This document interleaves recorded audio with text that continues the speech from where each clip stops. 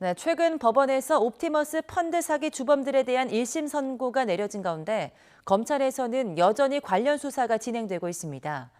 펀드 투자금을 모으고 사용하는 과정에서 각종 로비가 있었다는 의혹이 핵심인데요.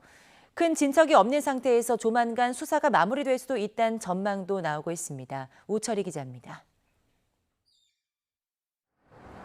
옵티머스 펀드 사기에 대한 검찰 수사는 지난해 6월부터 시작됐습니다.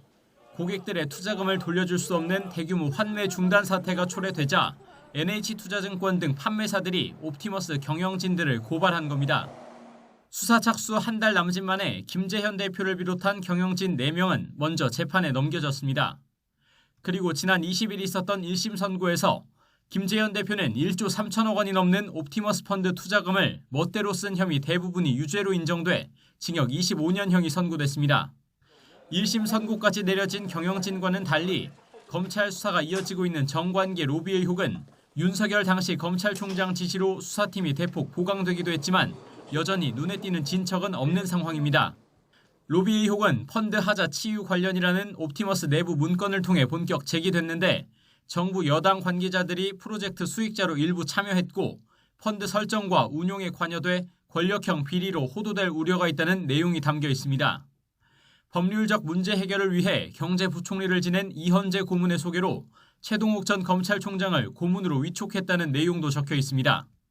여기에 더해 옵티머스 관련 회사의 이낙연 전 더불어민주당 대표 지역구 사무실 복합기 임대료 대납 의혹이 불거졌고 검찰 수사를 받았던 이 전 대표 측근은 극단적 선택을 하기도 했습니다.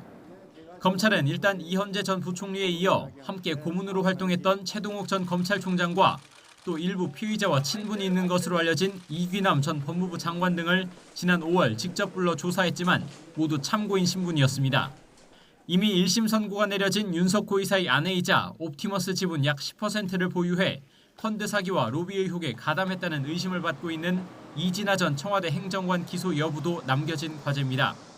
검찰 관계자는 정관계 로비 의혹 전반에 대해 계속 살펴보고 있다면서 이진아 전 행정관 기소 여부에 대해서도 검토하고 있다고 밝혔습니다. 검찰은 조만간 옵티머스 펀드 사기, 로비 의혹과 관련해 그동안의 수사 경과 등을 담은 언론 브리핑을 검토하는 것으로 전해지는데 이로써 사실상 수사를 종결하는 것 아니냐는 관측도 나오고 있습니다. YTN 우철입니다.